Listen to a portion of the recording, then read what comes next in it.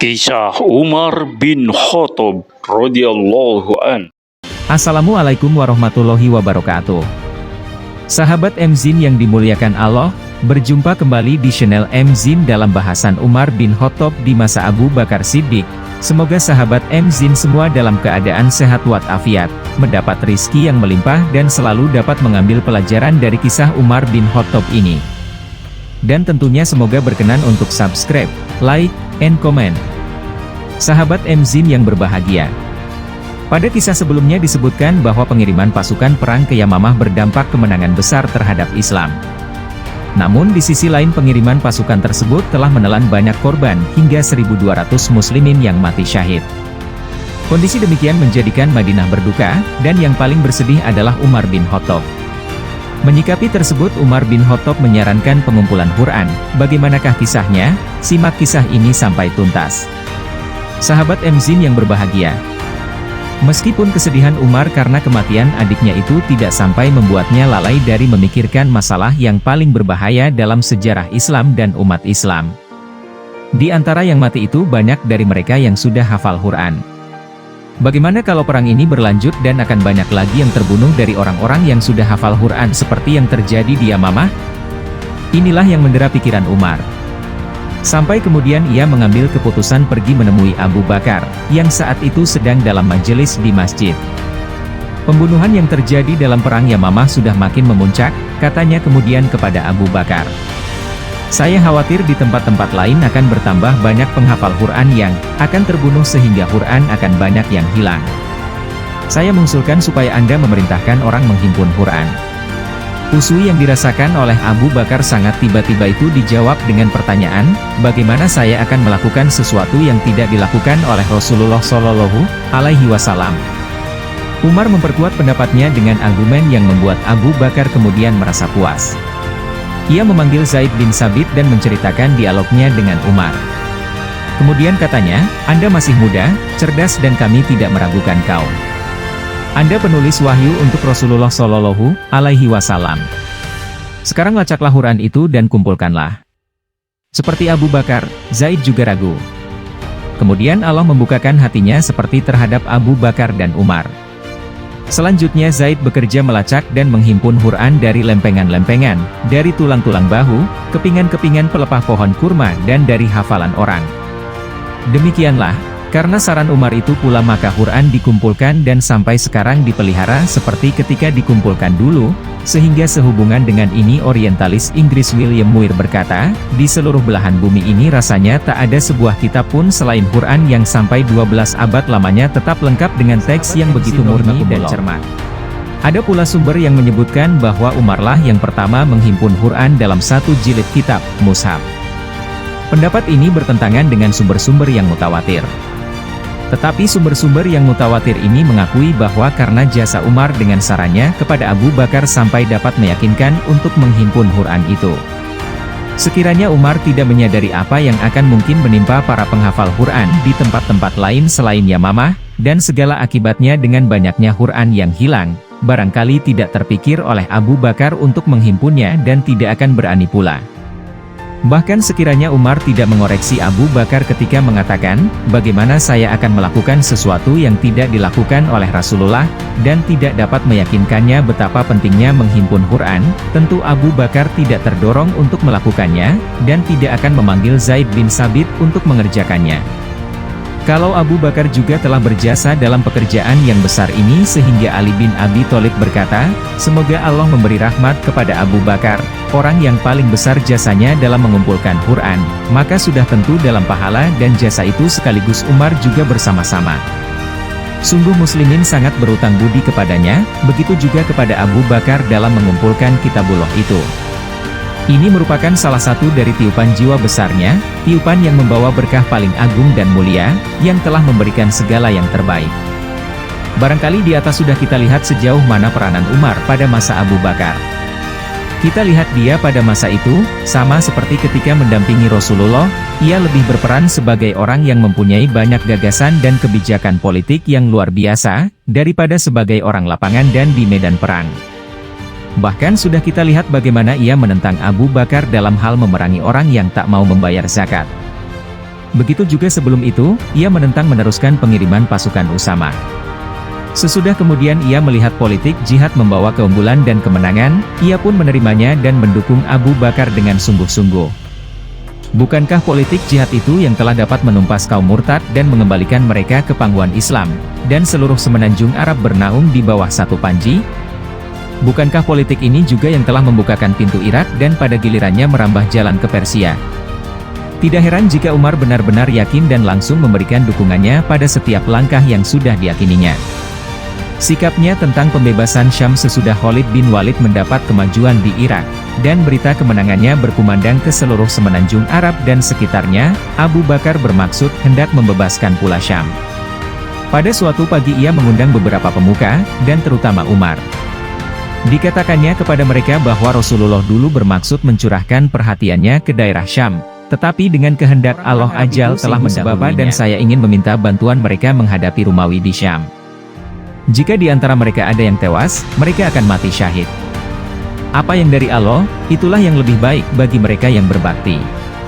Dan mereka yang masih hidup di antaranya, hidup mereka mempertahankan agama. Allah yang Maha Kuasa akan memberi pahala kepada mereka sebagai mujahid. Abu Bakar meminta pendapat mereka dalam hal ini. Yang pertama sekali memberikan jawaban Umar bin Khattab dengan mengatakan, setiap kami berlomba untuk segala yang baik ternyata Anda sudah lebih dulu dari kami. Sebenarnya saya ingin menemui Anda justru untuk membicarakan pendapat yang Anda sebutkan itu. Apa yang sudah ditentukan Allah untuk itu pula yang Anda sebutkan. Allah telah membimbing Anda ke jalan yang benar. Kirimkanlah berturut-turut pasukan berkuda, perwira demi perwira dan prajurit demi prajurit. Allah, Azza wa Jalla akan membela agamanya, akan memperkuat Islam dan pemeluknya dan akan menunaikan apa yang sudah dijanjikan kepada Rasulnya. Orang-orang yang hadir tidak begitu bersemangat terhadap seruan itu kendati yang berbicara Abu Bakar dan Umar. Malah mereka masih mendiskusikan kehebatan Romawi. Selesai mereka berbicara, kembali Abu Bakar mengulangi seruannya agar mereka bersiap-siap. Mereka diam. Tetapi Umar berteriak kepada mereka, kaum muslimin sekalian, mengapa kalian tidak menjawab seruan khalifah yang mengajak kalian untuk hal-hal yang akan menghidupkan iman kalian? Dengan teriakan itu mereka tersentak. Sekarang mereka menerima seruan jihad itu meskipun yang mereka utamakan agar khalifah meminta bantuan Yaman dan seluruh semenanjung untuk menghadapi musuh. Sekali lagi di sini kita merenung sejenak. Perubahan yang sekarang tiba-tiba terjadi pada Umar, dan sampai mendukung politik perang dengan begitu bersemangat, memperkuat gambaran kita terdahulu mengenai jalan pikirannya. Kita bertambah yakin bahwa dulu ia orang lapangan yang tidak begitu menghiraukan konsep yang hanya untuk konsep semata, bahkan terhadap pengaruh yang tampak dalam kenyataan hidup. Itulah yang kita sebutkan ketika kita menggambarkan jalan pikirannya dulu waktu ia masuk Islam. Berbaliknya Umar dari politik yang sangat berhati-hati kepada politik yang agresif pada masa pemerintahan Abu Bakar tambah memperjelas gambaran tersebut. Waktu itu ia sangat menjauhi Islam dan memusuhi kaum muslimin ketika muslimin belum mempunyai kekuatan yang dapat dibanggakan. Ia melihat keberadaan mereka berbahaya terhadap ketertiban Mekah dan kedudukan agamanya. Sesudah melihat muslimin begitu tabah dengan agama mereka dan bersedia menanggung segala penderitaan dan pengorbanan demi agama, sampai pun mereka keluar meninggalkan tanah air, barulah dia lihat bahwa dalam agama baru ini ada kekuatan yang dapat melengkapi jiwa pemeluknya, dan dia yakin bahwa mereka tak akan dapat mengoreksi dirinya, dan apa yang sudah didengarnya dari Quran menjadi bahan pemikirannya, sampai akhirnya ia beriman kepada Allah dan Rasul-Nya serta segala yang datang dari Allah. Sesudah beriman ia mendukung muslimin dengan kekuatan semangat yang sama seperti ketika dulu ia memerangi mereka. Dulu ia menentang politik Abu Bakar dalam soal perang. Tidak senang ia dengan pengiriman Usama dan tidak pula setuju dengan tindakannya memerangi orang-orang yang menolak membayar zakat. Sesudah Abu Bakar menyiapkan Madinah untuk memerangi kaum murtad itu ia menjauhkan diri. Kalangan sejarawan hampir tidak menyebut-nyebut mengenai pandangannya ketika itu. Tetapi politik Abu Bakar mengenai perang ternyata berhasil dan dapat menumpas pembangkang itu sampai ia dapat membebaskan Irak. Ketika itulah Umar berbalik memberikan dukungan dengan segala kemampuannya, seperti tatkala dulu ia sudah mulai beriman ia berbalik mendukung Islam dengan segala kekuatannya. Karena adanya orientasi baru ini dalam pemikiran Umar, ada juga pengaruhnya kemudian terhadap penggantian Abu Bakar kepada Umar, dan terhadap politik pembebasan yang berhasil yang dipelopori oleh khalifah pertama ini. Setelah itu kita akan melihat bagaimana semangat Umar terhadap politik ini yang sampai dapat membangun kedaulatan Islam di atas puing-puing kedua imperium besar Persia dan Romawi itu. Sahabat MZin yang berbahagia, bagaimanakah sistem kelas dalam masyarakat? Perubahan yang terjadi dalam orientasi politik Umar ketika itu tidak pula disertai perubahan pemikirannya dalam bidang sosial. Dalam beberapa masalah pokok, pemikiran Umar dari segi sosial berbeda dengan pemikiran Abu Bakar yang ada kalanya sampai sangat berlawanan. Abu Bakar cenderung mempersamakan semua kaum muslimin, tidak hendak membeda-bedakan yang Arab dan yang bukan Arab, dan antara yang mula-mula dalam Islam dan yang kemudian. Pada masanya di dekat Madinah terdapat sebuah tambang emas dan pembagian emas yang dihasilkan dari tambang tersebut dipersamakan antara kaum muslimin. Ketika dikatakan kepadanya tentang kelebihan mereka yang sudah lebih lama dalam Islam sesuai dengan kedudukan mereka, ia menjawab, mereka menyerahkan diri kepada Allah dan untuk itu mereka patut mendapat balasan, Dia yang akan memberi ganjaran di akhirat.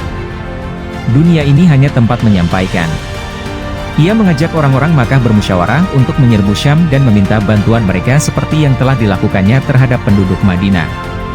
Tetapi kebalikannya Umar, ia dengan pemikirannya itu lebih cenderung pada sistem kelas, bertingkat. Ia mengutamakan mereka yang sudah lebih dulu dalam Islam, dan lebih utama lagi dari mereka adalah keluarga Rasulullah, Ahlul Bait. Pemikiran Umar demikian telah meninggalkan bekas dalam kehidupan umat Islam, dan dalam politik kedaulatan Islam telah mengemudikan sejarah Islam selama berabad-abad, yang sampai sekarang bila mana pembicaraan sudah sampai pada soal administrasi negara dan tentang sistem pemerintahan, yang sudah tak dapat disangsikan lagi. Pada masa Abu Bakar, Umar tidak menyembunyikan kecenderungannya untuk lebih mengutamakan kelas-kelas tertentu.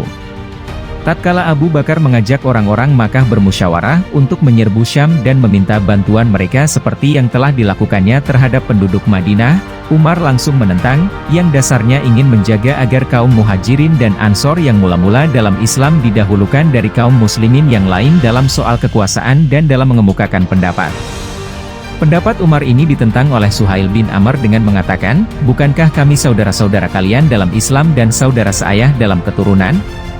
Karena dalam hal ini Allah telah memberi kedudukan kepada kalian, yang tak ada pada kami, lalu kalian mau memutuskan hubungan silaturahmi dan tidak menghargai hak kami. Umar menjawab terus terang, seperti yang Anda lakukan, apa yang sudah saya sampaikan kepada kalian hanyalah sebagai nasihat dari orang yang sudah lebih dulu dalam Islam, dan lebih sesuai dengan keadilan yang berlaku antara kalian dengan muslimin yang lebih berjasa daripada kalian. Apa yang dilihat Umar dengan lebih mengutamakan orang-orang yang sudah lebih dulu dalam Islam dan veteran Badar serta keluarga Rasulullah, dasarnya bukanlah karena didorong nafsu, tetapi karena ingin memberikan kepuasan.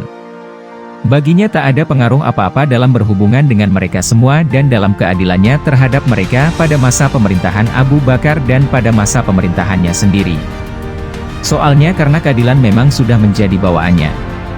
Arti keadilan dalam dirinya sudah lengkap, gambarannya sudah menjelma dalam nuraninya. Selama 2 tahun ia menjabat sebagai hakim dalam pemerintahan Abu Bakar, tak pernah ada 2 orang yang bersengketa mendatanginya sampai berulang-ulang. Kesibukan kaum muslimin menghadapi pertempuran, perang Riddah, pembebasan Irak dan Syam sudah tentu besar sekali pengaruhnya terhadap semua itu. Sudah tentu juga, Umar yang terkenal karena keadilannya sangat besar pula pengaruhnya. Beberapa faktor yang mendorong orang untuk berperkara, karena pihak yang bersalah mengharapkan hakim akan bertindak salah dan menyimpang dari jalan yang benar, atau bertindak berat sebelah lalu menyimpang dari yang semestinya. Tetapi orang tidak melihat, bahwa dalam hal mencari keadilan Umar tidak pernah bertindak berat sebelah terhadap siapapun, atau memeriksa suatu perkara tidak cermat dan tanpa diteliti sungguh-sungguh untuk menemukan kebenaran itu sampai kemudian dapat diungkapkan. Dengan sikapnya yang demikian tidak heran orang yang berperkara akan datang kepadanya untuk memperoleh kebenaran dan keadilan itu. Juga tidak heran jika orang yang jahat takut sekali akan kena tamparannya dan terpukul oleh kejahatannya sendiri dan kebenaran dikembalikan kepada keadilan sudah menjadi sifat dasar Umar, sudah menjadi bawaannya. Kemudian cita keadilan itu tumbuh dalam dirinya sampai mencapai kesempurnaannya. Sebab dengan akal pikiran dan nuraninya ia sudah berada di atas segala nafsu kehidupan dunia sehingga ia tak dapat dikuasai oleh nafsu. Di masa mudanya ia bekerja sebagai pedagang dan hasilnya dapat memberi makan baginya dan bagi keluarganya, rezeki yang sekadar cukup, bukan yang berlebihan atau bermewah-mewah. Dalam perdagangan ia pergi ke Irak, ke Syam dan ke Yaman. Di tempat-tempat yang dikunjunginya itu lebih cenderung ia untuk bertemu dengan para amir dan kalangan terpelajarnya untuk menambah pengetahuan dengan jalan berbicara dengan mereka, daripada untuk memperoleh keuntungan dari perdagangannya dan kemudian menjadi kaya. Sesudah menjadi muslim, sedikit demi sedikit keislamannya diarahkan pada penyucian diri, dan untuk itu ia sendiri hidup sebagai seorang zahid. Karenanya, ia tidak memerlukan segala yang ada di tangan orang, ia tak merasa memerlukan mereka, juga ia tak mempunyai maksud apa-apa dengan mereka. Barangkali sikap kerasnya yang sudah terkenal itu pula yang mendorong dan membantunya bersuci diri. Ia tidak peduli akan mengatakan kepada siapapun apa yang diyakininya tanpa harus mengambil hati atau mengharapkan orang senang atau tidak. Bukankah begitu selesai perjanjian Hudaybiyah ia menemui Rasulullah dan mengatakan, "Bukankah Anda Rasulullah? Bukankah kita muslimin? Bukankah mereka musyrik? Mengapa kita mau merendahkan diri kita dalam soal agama kita?" Keberaniannya itu tidak dibuat-buat atau akan dijadikannya kebanggaan yang tidak diperlukannya, dari siapapun seperti yang suka dilakukan orang, jika memerlukan sesuatu bermuka manis dan merayu-rayu. Yang berlaku demikian hanya orang yang sudah tergoda dan dikuasai dunia. Tetapi orang yang dapat menguasai dunia ia sudah tidak memerlukannya lagi. Ia tidak mau merayu-rayu dan bermanis-manis muka. Begitulah orang yang berjiwa besar dengan hati yang bersih. Dalam hal ini Umar berada di barisan terdepan. Sifat-sifat demikian yang sudah menyatu dalam diri Umar, membuatnya lebih mengutamakan kepentingan umum daripada kepentingan dirinya, keluarga atau kerabatnya. Pertimbangan ini yang kemudian membawanya sampai ia yakin pada politik Abu Bakar dalam hal pembebasan Irak dan Syam, dan menyebabkan Abu Bakar menilainya pantas ia menjadi penggantinya dalam memimpin kasar. Ini pula yang membuat banyak orang bijak tidak suka berhubungan dengan dia, padahal orang-orang bijak itu yang menjadi pembantu-pembantu dekat khalifah dalam mengatur politik negara. Apabila hubungan antara kedua pihak terputus dan tidak lagi membantunya dengan nasihat atau pendapat, maka sulitlah ia akan dapat mengatur mereka dan mengatur negara dengan pendapat mereka. Tidakkah sebaiknya Abu Bakar mempertimbangkan sifat-sifat Umar dan kebijakan politiknya itu dengan watak kerasnya yang sudah menjadi bawaannya, yang bukan tidak mungkin akan merusak suasana, di samping itu tak akan dapat digantikan oleh ciri-ciri khasnya yang lain. Hal ini yang selalu menjadi pikiran Abu Bakar ketika dalam sakitnya ia merasa akan berakhir dengan kematian. Perlukah muslimin dibiarkan memilih sendiri, tanpa memberi pendapat atau mencalonkan seorang pengganti, dan ini pula teladan yang diperolehnya dari Rasulullah? Inilah cara yang paling mudah dan ringan. Tetapi yang teringat oleh Abu Bakar peristiwa Sakifah Bani Saidah dan sikap Ansar, dan teringat apa yang hampir terjadi ketika itu kalau Allah tidak mempersatukan tekad muslimin dengan segera membayatnya. Kalau sampai terjadi perselisihan di kalangan muslimin sewaktu-waktu ia meninggal, maka perselisihan itu akan lebih parah dan lebih berbahaya, yang akan terjadi hanya antara kaum muhajirin dengan Ansar sendiri sesudah tokoh-tokoh yang lain masih terlibat dalam perjuangan di Irak dan di Syam dalam menghadapi Persia dan Romawi. Jika Abu Bakar meninggal lalu terjadi perselisihan demikian akan berkembang menjadi kerusuhan, yang mungkin berkecamuk ke seluruh negeri Arab. Suasana akan menjadi kacau dan politik perluasan yang baru dimulai itu akan berakhir. Tetapi kalau penggantinya sudah ditunjuk dan muslimin sepakat dengan orang yang ditunjuk, maka apa yang dikhawatirkan itu akan dapat dihindari. Kalaupun Rasulullah tidak menunjuk pengganti, soalnya supaya jangan ada yang mengira bahwa pengganti yang ditunjuk itu sudah ditentukan bagi kaum muslimin dengan wahyu dari Allah, sehingga ia akan menjadi Khalifatullah, pengganti Tuhan. Kalau Abu Bakar yang menunjuk penggantinya, hal serupa itu tak perlu dikhawatirkan dan kaum muslimin dapat dihindarkan dari perselisihan, politik perluasan dapat diteruskan dan akan berhasil. Ini sajalah dilaksanakan. Biarlah Umar menjadi penggantinya. Biarlah muslimin bersatu menerimanya. Kalau kesepakatan itu dapat diwujudkan, maka itulah jaminan dari Allah yang akan memberikan kemenangan kepada agamanya. Abu Bakar menunjuk Umar sebagai pengganti. Pagi itu ia memanggil Abdurrahman bin Auf dan ia menanyakan tentang Umar. Dialah yang mempunyai pandangan terbaik, tetapi dia terlalu keras, kata Abdurrahman. Ya, karena dia melihat saya terlalu lemah lembut, kata Abu Bakar. Kalau saya menyerahkan masalah ini ke tangannya, tentu banyak sifatnya yang akan dia tinggalkan. Kalau saya sedang marah kepada seseorang karena sesuatu, dia meminta saya bersikap lebih lunak, dan kalau saya memperlihatkan sikap lunak, dia malah meminta saya bersikap lebih keras. Setelah Abdurrahman keluar, ia memanggil Utsman bin Affan dan ditanyanya tentang Umar. Semoga Allah telah memberi pengetahuan kepada saya tentang dia, kata Utsman, bahwa isi hatinya lebih baik dari lahirnya. Tak ada orang yang seperti dia di kalangan kita. Sesudah Utsman pergi, Abu Bakar meminta pendapat Sa'id bin Zaid dan Usaid bin Hudair dan yang lain, baik Muhajirin maupun Ansor. Ia ingin sekali mereka seia sekata tentang kekhalifahan Umar. Beberapa orang sahabat Nabi ketika mendengar saran-saran Abu Bakar mengenai penunjukan Umar sebagai khalifah, mereka merasa khawatir mengingat bawaan Umar memang begitu keras dan karena kekerasannya itu umat akan terpecah belah. Mereka sependapat akan memohon kepada khalifah untuk menarik kembali maksudnya itu. Sesudah meminta izin mereka masuk menemuinya, dan Tolhah bin Ubaidillah yang berkata, apa yang akan Anda katakan kepada Tuhan kalau Anda ditanya tentang keputusan Anda menunjuk Umar sebagai pengganti, yang akan memimpin kami? Sudah Anda lihat bagaimana ia menghadapi orang padahal Anda ada di sampingnya. Bagaimana pula kalau sudah Anda tinggalkan? Mendengar itu Abu Bakar marah dan berteriak kepada keluarganya, dudukan saya. Sesudah didudukan ia berkata, dengan air muka yang masih memperlihatkan kemarahan, untuk urusan Allah kalian mengancam saya. Akan kecewalah orang yang menyuruh berbuat kezaliman. Saya berkata, demi Allah, saya telah menunjuk pengganti saya yang akan memimpin kalian, dialah orang yang terbaik di antara kalian. Kemudian ia menunjukkan kata-katanya kepada Tolhah, sampaikan kepada orang yang di belakang Anda apa yang saya katakan kepada Anda ini. Abu Bakar merasa sangat letih karena percakapan itu. Dengan senang hati orang sudah sepakat tentang kekhalifahan Umar. Semalaman itu ia tak dapat tidur. Keesokan harinya datang Abdurrahman bin Auf menemuinya setelah saling memberi hormat. Abu Bakar berkata, seolah kejadian kemarin itu masih melelahkannya, saya menyerahkan persoalan ini kepada orang yang terbaik merasa dalam kesal karenanya, menginginkan yang lain. Abdurrahman menjawab, tenanglah, semoga Allah memberi rahmat kepada Anda. Hal ini akan membuat Anda sangat letih. Dalam persoalan ini ada dua pendapat orang yang sependapat dengan Anda berarti ada di pihak Anda, dan orang yang berbeda pendapat dengan Anda berarti mereka juga memberikan perhatian kepada Anda. Kawan Anda ialah yang Anda senangi. Yang kami ketahui Anda hanya mencari yang terbaik, dan Anda masih tetap berusaha ke arah itu. Merasa tidak cukup hanya bermusyawarah dengan orang-orang bijaksana di kalangan muslimin, terutama setelah ada pihak yang menentang, dari dalam kamar di rumahnya itu Abu Bakar menjenguk kepada orang-orang yang ada di masjid, dan berkata kepada mereka, setujukah kalian dengan orang yang dicalonkan menjadi pemimpin kalian? Saya sudah berijtihad menurut pendapat saya dan tidak saya mengangkat seorang kerabat. Yang saya tunjuk menjadi pengganti adalah Umar bin Khattab. Patuhi dan taatilah dia. Mereka menjawab, kami patuh dan taat.